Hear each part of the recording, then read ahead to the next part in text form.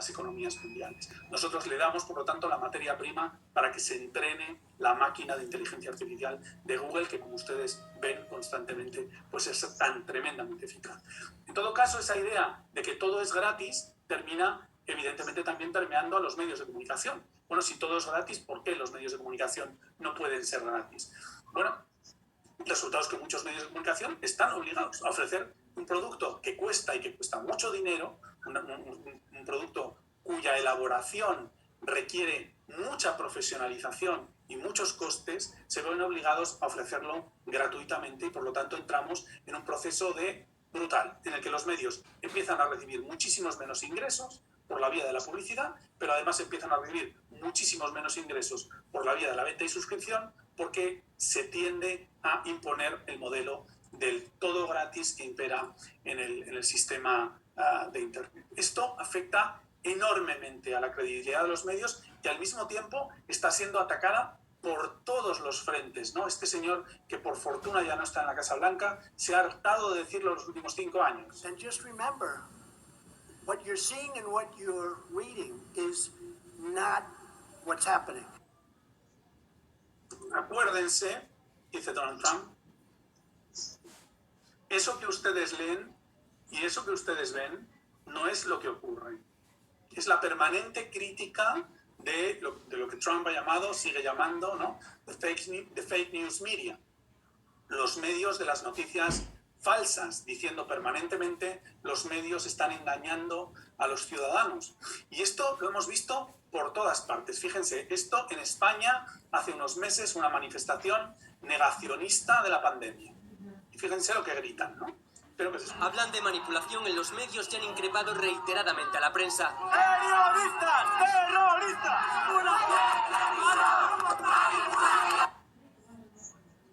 No sé si lo han escuchado, pero la gente en esta manifestación en Madrid grita periodistas terroristas. Bueno, es algo verdaderamente para ponerse los pelos de punta. Periodistas terroristas. No periodistas mentirosos, ni periodistas, no sé, esbirros de tal. Periodistas terroristas. No sé qué cosa peor se le puede llamar a alguien que sea terrorista, ¿no? Terrorista asesino, pero bueno. Una de las muchas pancartas de las manifestaciones en Estados Unidos. El virus son los medios. The media is the virus. ¿No? Esta idea de, en realidad, los medios son el problema. Es evidente que tenemos un problema de crisis de legitimidad. Y también es evidente que esa crisis de legitimidad está afectando, junto con las otras crisis, a el conjunto del sistema informacional para promover un contexto propicio a la desinformación. Y hay un tercer factor que a mí me importa mucho, que a nosotros nos importa mucho, que es este que llamamos el del poder blando, ¿no? Perú lo ha jugado muy bien en los últimos años, ¿no? Perú se ha convertido en un país, por ejemplo, muy respetado por su gastronomía, no solo por su patrimonio, por su cultura, por su música, sino también por valores, ¿no? Que no tenían que ver, que no son medibles con el poder económico, con el poder militar, y que nosotros venimos llamando poder blando, ¿no? Poder suave, o soft power, ¿no? Esa estrategia es, en general, esa estrategia de la propaganda, el de vender ideas afuera que me benefician y que durante el siglo XX, no me extenderé mucho en esto para no complicarles, pero que durante el siglo XX se habían manifestado en esa idea de cómo se gestionan las opiniones públicas nacionales, eso que Lippmann llamaba la fabricación del consenso, ¿no? El manufacturing consent. Después, en cómo se proyectaban esas ideas propagandísticas fuera del país para promover mis propios intereses, eso que estamos llamando sobre todo diplomacia pública y soft power, a través del aumento de los operadores globales de comunicación. Y finalmente el lado oscuro, el lado negro de estas operaciones, que es usar esas mismas herramientas no para decir Perú es maravilloso, sino para decir mi enemigo, mi país enemigo, es una porquería, no es un país democrático, es un país que tortura, o es un país que genera virus pandémicos para todo el planeta, etc. Para difundir información falsa, para perjudicar a otros países, no para beneficiar al mío. Por lo tanto, este contexto desinformacional, como ven, tiene que ver con cambios en el espacio público y la fragmentación de los públicos globales, con cambios en la mediación y una progresiva debilidad de los medios de comunicación tradicionales, y con el ascenso de la importancia para los estados, para los países, del poder suave como forma de poder en el espacio geopolítico, la aparición de nuevos actores globales de poder suave y de desinformación, de canales de televisión, de plataformas en Internet destinadas solamente no a hacer periodismo, no a transmitir noticias, sino a transmitir un mensaje abiertamente propagandístico en favor de mis intereses, pero sobre todo en contra de los intereses de otros países. Esta modalidad, y por lo tanto, ¿por qué la desinformación es un problema hoy? Es lo que les he tratado de describir hasta este punto. ¿Cómo se articula entonces la desinformación hoy? Pues hoy se articula como una forma, como una herramienta de esto que estamos llamando las nuevas formas de conflicto. Estamos llamando la guerra híbrida, es decir, las formas en las que se combinan distintos instrumentos para producir daños en el enemigo sin utilizar técnicas convencionales, armamento convencional o técnicas militares convencionales. Y se puede hacer mucho daño a otro país sin utilizar al ejército, sin enviar tropas, sin disparar misiles. Se pueden utilizar combinaciones de muchas otras fórmulas para efectivamente desarrollar conflictos de otro orden. En principio, digamos que desde este punto de vista, mi concepción o la concepción que nosotros hemos desarrollado en torno a la desinformación es la idea de que tiene que tener tres ingredientes esenciales. Y esto es importante porque a veces llamamos desinformación a muchas cosas que probablemente no lo son, que son información errónea o que son, qué sé yo, que son la cantidad, ¿no?, de datos que circulan y que no siempre se ajustan a la verdad. Pero para que haya desinformación tiene que haber tres factores fundamentales. La primera es que tiene que haber un hecho falso. Un hecho falso que el emisor sabe que es falso. Por lo tanto, tiene que haber una intención. Yo sé que esto es falso y, sin embargo, lo voy a decir. Y esa intención generalmente es una intención política. Y en tercer lugar, tiene que haber una presentación formal con apariencia de verdad. Es decir, yo tengo que ofrecer ese dato falso que sé que es falso con la intención de que sea creído como si fuera cierto. Por ejemplo, envolviéndolo en un supuesto medio de comunicación, envolviéndolo en una supuesta agencia de noticias, envolviéndolo en un supuesto canal de televisión. Y el resultado es que hay organizaciones políticas, un gran número de organizaciones políticas en todo el mundo en este momento, diseñando operaciones de influencia, es decir, con la intención de influir, para difundir hechos no ciertos, es decir, difundiendo falsedades que saben que son falsedades, mediante noticias falsas, es decir, noticias que tienen apariencia de verdad, pero que son falsas. Nosotros hemos creado un modelo más o menos para intentar transmitir que efectivamente este triple nivel, el hecho falso, la intención y la forma noticiosa, se articula realmente en la forma en la que está circulando la desinformación en todo el mundo. Por ejemplo, hay un primer nivel que es muy importante y que es un nivel estratégico y que relaciona las operaciones de información, las informaciones de difusión de noticias falsas, con muchas otras estrategias que se están usando al mismo tiempo. Por ejemplo, las que afectan a ciberseguridad, lo que se conoce conjuntamente como la guerra electrónica o el cyberwarfare. Por ejemplo, la destrucción de sistemas de información financiera, militar o estratégica, la intervención de cualquier forma sobre infraestructuras críticas de un Estado, por ejemplo, atacar las redes de energía, las redes eléctricas, las redes de transportes, las redes de defensa, las redes de comunicaciones. Bueno, y de esto hay ejemplos hasta aburrir, ¿no? O sea, en este momento hay países que tienen la capacidad de atacar el sistema semafórico de ciudades, ¿no? O sea, de crear en 5 minutos un caos total en una ciudad simplemente destruyendo el sistema de gestión y coordinación de los semáforos del tránsito.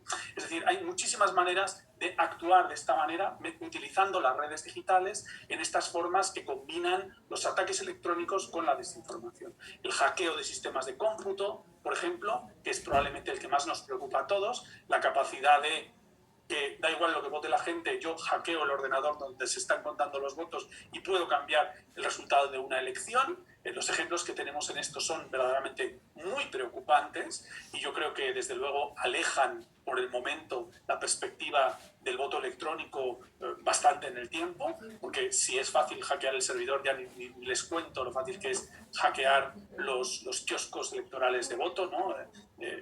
Tienen ustedes muchos ejemplos y muchos especialistas. En algunas comparecencias en el Congreso de los Estados Unidos le preguntaban a uno de los mayores especialistas de este tema, ¿no?, si creía que era posible hackear las elecciones de Estados Unidos, y la respuesta fue: no se imaginen ustedes lo fácil que es.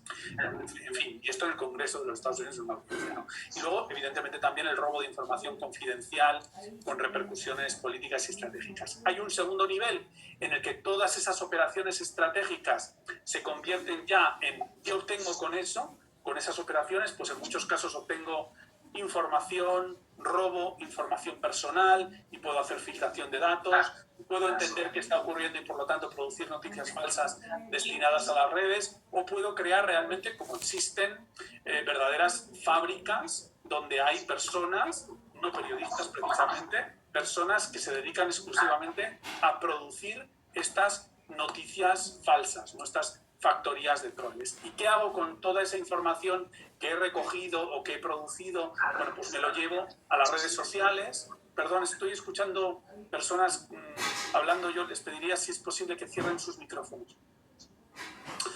Por el momento, ya. Por último, digo, ese último nivel, que sería el nivel de difusión, en el que esa información falsa es trasladada al espacio público. Es trasladada al espacio público, sigo escuchando ruidos, es trasladada al espacio público mediante agencias transnacionales dedicadas a la difusión de esta información, mediante redes sociales, mediante identidades falsas, ¿no?, bots, etcétera, mediante medios alternativos que terminan llevando esas noticias al espacio público para que produzcan sus efectos. Tercer y último punto de mi exposición de esta mañana. ¿Cómo se ha producido esto en el caso de la pandemia de la COVID y cómo se ha convertido la desinformación en un eje fundamental para entender parte de lo que está ocurriendo, ¿no? Bueno, evidentemente, cuando la pandemia empezó a extenderse por todo el mundo, básicamente entre los meses de enero y marzo de 2020, los medios de comunicación del mundo empezaron a prestarle una cierta atención. Nosotros hicimos una serie de ejercicios. Yo no he tenido tiempo de presentarles aquí algunos que hicimos con medios de América Latina, pero hicimos algún ejercicio con medios de América Latina para ver en qué medida los medios de América Latina empezaban a ocuparse del tema COVID en sus noticias, ¿no?, en sus agendas, ¿no? Este que les voy a mostrar es el ejemplo solo de cómo entre el 25 de febrero y el 25 de marzo los medios de comunicación de más o menos 40 países del mundo empezaron a cubrir las noticias del COVID. Como ven, el 25 de febrero básicamente de COVID solo hablaban en torno a un 50% de las noticias de Italia o de Corea del Sur y un 70% de las noticias de China, pero si nos vamos al mes siguiente, el 25 de marzo, ahí ven qué porcentaje de las noticias de los medios de comunicación de todos esos países estaban hablando de la pandemia. Básicamente el 75% de la información que estaban difundiendo los medios ya el 25 de marzo estaba ya totalmente centrada en torno entre el 70 y el 75% de todos esos países estaba ya centrada en torno a la enfermedad. Ya a partir de ahí en adelante, evidentemente, la cobertura ha sido total y yo diría que prácticamente hasta hoy. Esto es muy importante porque los medios respondieron en ese momento a una función esencial que les atribuimos en la conceptualización, ¿no?, de las funciones de la comunicación clásicas. La idea de los medios son vigilantes sociales y por lo tanto los medios nos sirven para saber lo que está ocurriendo. El resultado es que en cuanto esto empezó a ocurrir, aquí les doy datos de España, me imagino que en Perú son muy parecidos, en cuanto la pandemia empieza a aparecer en España, los medios son el centro de la atención social.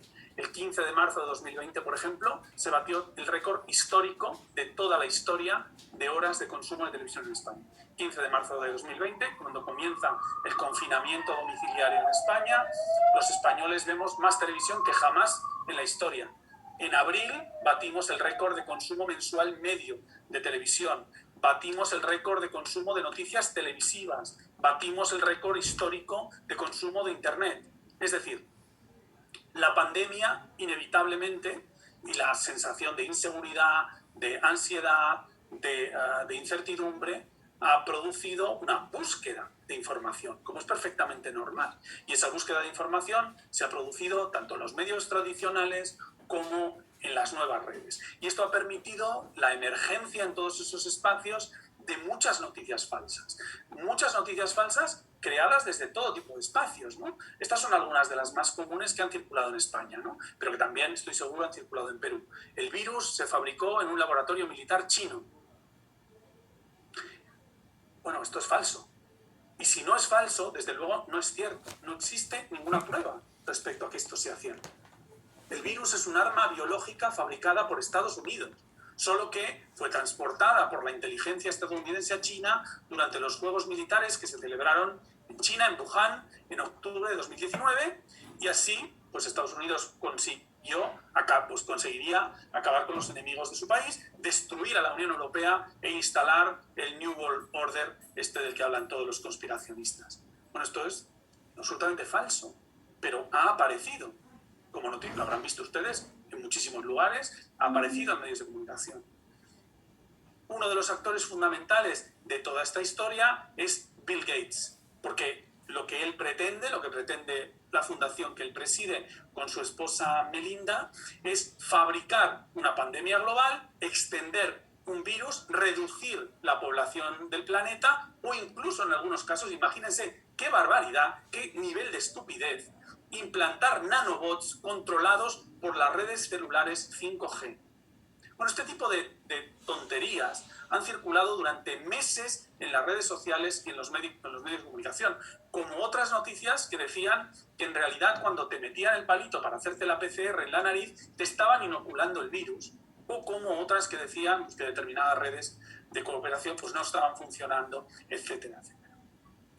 Es decir, ha habido una enorme profusión. Yo solo les he puesto 4 o 5 ejemplos, creo que podríamos haber recopilado 200, de noticias falsas que han aparecido durante estos meses y que han aparecido claramente diseñadas para perjudicar los intereses de determinados países. En nuestro caso, muchas noticias destinadas a minar la confianza de los ciudadanos europeos y de los ciudadanos españoles en sus instituciones, en la Unión Europea y en sus gobiernos.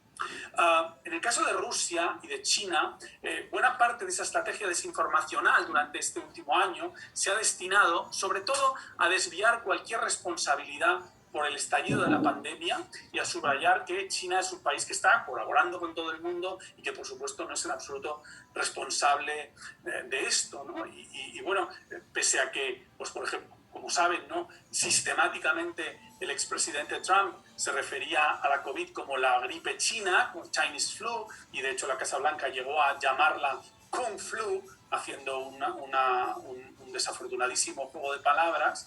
Bueno, la Organización Mundial de la Salud promovió que se bautizara con un nombre que no refiriera a ninguna localización geográfica, a ningún animal, a ninguna responsabilidad, a ningún grupo de personas, ¿no? Pero desde luego estas noticias y esta vinculación de que la gripe es una responsabilidad de un país, la creación de un culpable, ¿no? Pues se han intentado sistemáticamente en los últimos meses. Yo, y he escrito algo sobre eso también, creo que esto recuerda mucho a lo que se consiguió con la única pandemia similar que hemos vivido en los tiempos recientes, antes de las grandes pestes, que fue la gripe H1N1 de 1918-1919, conocida desafortunadamente como la gripe española, una gripe originada en Estados Unidos y transportada, como sobradamente está probado y comprobado, transportada a los campos de batalla de la Primera Guerra Mundial Europea por las tropas estadounidenses cuando el presidente Wilson incorporó a Estados Unidos a la Primera Guerra Mundial. Y efectivamente, cuando nos encontramos, España se encontró con que era el único país de todo el entorno en el que empezaron a aparecer casos por los temporeros que iban a trabajar a la vendimia francesa y volvían a España, y era el único país en el que, como no estábamos en la Primera Guerra Mundial, no había censura de prensa y los periódicos empezaron a informar de esto, mientras que los periódicos franceses, alemanes, italianos, de Austria-Hungría, etcétera, no podían informar de esto porque estaban en guerra y la censura les prohibía expresamente hablar de que tal cosa estuviera pasando. Bueno, ha habido, por lo tanto, también hay un sistema de contención que intenta evitar lo que ocurrió en anteriores ocasiones, pero fíjense, junto a la desinformación rusa o la desinformación china, Rusia y China son los dos grandes proveedores de desinformación mundial en los últimos años. Hay una gran novedad en el último año, ¿no? Y es que nos hemos encontrado con que la desinformación también provenía de Estados Unidos. Y que muchas de las teorías, muchas de las noticias que provenían de las conspiraciones del Deep State y del QAnon, de lo que yo no voy a hablar, pero que supongo que ustedes habrán leído suficientemente en los últimos tiempos, buena parte de las fuerzas que estaban impulsando, ¿no?, la continuidad de Donald Trump y que luego llegaron a hacer el nunca visto, ¿no?, ya de la invasión del Parlamento. Bien, algo de esto en Estados Unidos creo que es una de las imágenes más espeluznantes que hemos visto para la historia de la democracia en el mundo en las últimas décadas. Bueno, pues ahí esto sí es una novedad, el hecho de que la desinformación no venga nosotros decimos del este, sino que también venga del oeste, lo cual significa, en todo caso, que nadie está a salvo de este problema y que uno se puede encontrar con que incluso de ciertos países o de ciertos lugares de los que uno espera que estas cosas no vengan, pues también pueden terminar viniendo flujos desinformacionales, ¿no? Esta es una famosa imagen difundida por Infowars, esta imagen de la vacuna, el virus, Bill Gates, con un mensaje que dice: en 2020 solo habrá un gobierno mundial, supongo que dirigido por Bill Gates. Si fuera así, espero que funcione mejor que Windows. Y bueno, y este cartel aquí, perdón por la broma, y este cartel aquí, bueno, este señor con una Q enorme en un meeting reivindicando pues este movimiento, el movimiento QAnon, este movimiento desinformacional absolutamente delirante y que ha puesto en peligro realmente de manera gravísima la democracia en los Estados Unidos. Bueno, finalmente, efectivamente, lo que hemos visto es que este contexto, el contexto de la pandemia, este contexto de una máxima ansiedad y búsqueda de información, es un contexto idóneo para la difusión de desinformación. Primero porque todos los ciudadanos estamos en una situación de ansiedad y situación de máxima crisis. Esta es la crisis más importante, no bélica, no relacionada con una guerra, más importante que hemos vivido los humanos vivos sobre el planeta, la mayor de alcance global. Por lo tanto, es normal que si esta es la mayor crisis global que hemos vivido más allá de las guerras, estemos en una situación de ansiedad, situación de máxima crisis, búsqueda intensiva de información, que por lo tanto se compensa con un bombardeo de información. Toma, tú quieres noticias, yo te doy todo tipo de noticias, con todo tipo de intenciones y de intereses. En segundo lugar, en ese contexto de ansiedad y búsqueda de información, una desconfianza en el sistema de medios. Los medios tradicionales están en crisis, no tienen el nivel de confianza que teníamos antes en ellos y por lo tanto podemos llegar a confiar en mensajes que vienen de otros lugares y aparecen, ¿no?, los nuevos usos de las redes sociales que permiten además enviar mensajes muy localizados a determinados grupos de personas, a determinados grupos de población. Termino ya, por lo tanto, diciéndoles que efectivamente estamos en un contexto de desinformación, pero de desinformación que mata. Yo diría que hay tres conclusiones que podemos, siempre siendo muy prudente e insistiendo en que estamos dentro del proceso. Ni la pandemia ha acabado, ni por supuesto los procesos sociales asociados a ella han terminado. Estamos en el proceso de vencer y además de vencer conciencia a una pandemia, de vencer conciencia a una pandemia, de vencer con conocimiento, de vencer con investigación científica, por primera vez conjuntamente en todo el mundo a la vez y en un plazo asombroso, una de las enfermedades más tremendamente contagiosas a las que nos hemos enfrentado nunca.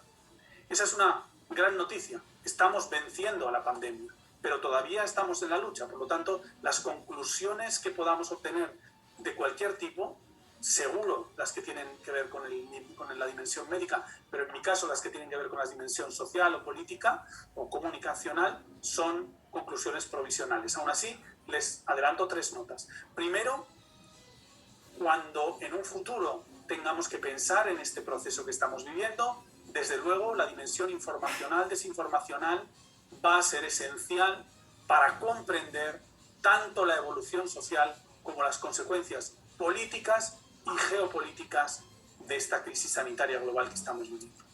En segundo lugar, parte de la batalla geopolítica extiende las tensiones entre las grandes potencias a discutir las responsabilidades que cada una haya podido tener en la comunicación internacional de la crisis y a aprovechar la máxima exposición mediática para influir en la opinión pública y desestabilizarla. Esto ya lo hemos visto y estoy absolutamente seguro de que lo vamos a seguir viendo. Y en tercer lugar, la catarata de paranoia que circuló durante conspiranoica, que circuló durante las primeras semanas en las redes sociales en todo el mundo, procedía mayoritariamente de Rusia. Esto no es nuevo, basta con abrir Sputnik, Russia Today, tiene un montón de herramientas donde uno puede ver diariamente la cantidad de barbaridades que difunde el aparato de propaganda ruso. Hay, sin embargo, una diferencia sustancial que creo que es muy relevante, que es que se han incorporado 2 nuevos actores, ya se lo he subrayado durante mis palabras, la participación china, replicando en muchos casos técnicas e instrumentos que habíamos visto en Rusia. China está acompañando el esfuerzo ruso de dirigir campañas de desinformación sobre el coronavirus hacia muchos otros países, en la parte que nosotros hemos investigado más este tiempo, hacia Europa y su vecindario. Y por último, la llegada de la desinformación de la derecha, la ultraderecha estadounidense, mezclando sus teorías sobre el Deep State contra Donald Trump y las conspiraciones de la pandemia. No puedo terminar sin decir que podemos hacer cosas, que debemos hacer cosas, y esta será ya mi última idea. 5 niveles de actuación que creo que son imprescindibles en este contexto. En primer lugar, en un nivel geopolítico, es evidente que este es un problema claramente global que necesita la coordinación de las acciones entre los países democráticos en torno a las amenazas híbridas. La desinformación no es un problema de Perú, no es un problema de Estados Unidos, no es un problema de España, no es un problema de la Unión Europea. La desinformación es un problema de circulación global de las noticias, de circulación global de la información, y por lo tanto es muy importante la coordinación internacional para conseguir herramientas que mitiguen el problema de la circulación de desinformación en el mundo. En segundo lugar, en el nivel político. Y esto tiene mucho que ver con un tema que yo sé que a ustedes les importa mucho, porque conozco algo, ¿no?, el trabajo que vienen desarrollando. Es muy importante que combatir la desinformación se haga con herramientas que no deterioren las garantías, libertades y derechos de nuestras democracias. No se puede luchar contra la desinformación produciendo regresiones en el derecho a la libre expresión o a la libre información. En tercer lugar, en el nivel administrativo. La mejor manera de luchar contra la desinformación, vengo repitiéndolo en los últimos meses insistentemente, es aumentar la transparencia. Cuanta más información tengan los ciudadanos, más accesible sea y más fácil sea para ellos obtenerla, menos confianza merecerán supuestas filtraciones, supuestas informaciones aparecidas en ciertos medios de comunicación, si yo puedo ir directamente a buscar esa información en el web del Ministerio o en el web del Estado y decir, no, esto es falso, ¿no? Simplemente más transparencia, disponibilidad de información deshabilita parte muy importante de las estrategias desinformacionales. Cuarto nivel, el nivel social y educacional, y de esto sí que saben ustedes mucho, y además ustedes tienen ahí una tarea importantísima para desarrollar. Los mejores agentes contra la desinformación no son los periodistas, son los ciudadanos. Los periodistas son unos agentes fundamentales contra la desinformación, pero si nosotros conseguimos, como periodistas, como profesores, como académicos, enseñar a los ciudadanos a encontrar y a identificar una noticia falsa, ellos mismos dejarán de difundirla. Por lo tanto, los mejores agentes no somos las élites académicas, las élites periodísticas, las élites, son los ciudadanos. hay que formar a los ciudadanos para que sean los ciudadanos la barrera contra la desinformación. Y por último, quinto nivel, cooperación transversal. La lucha contra la desinformación no es una tarea del Estado, no es una tarea de la universidad, no es una tarea de los periodistas, es una tarea de todos los actores, los medios, los portales, los buscadores, las redes sociales, las organizaciones de la sociedad civil. Solo la cooperación transversal de todas ellas puede conseguir limitar y mitigar el efecto de la desinformación en nuestras sociedades. Eso es todo.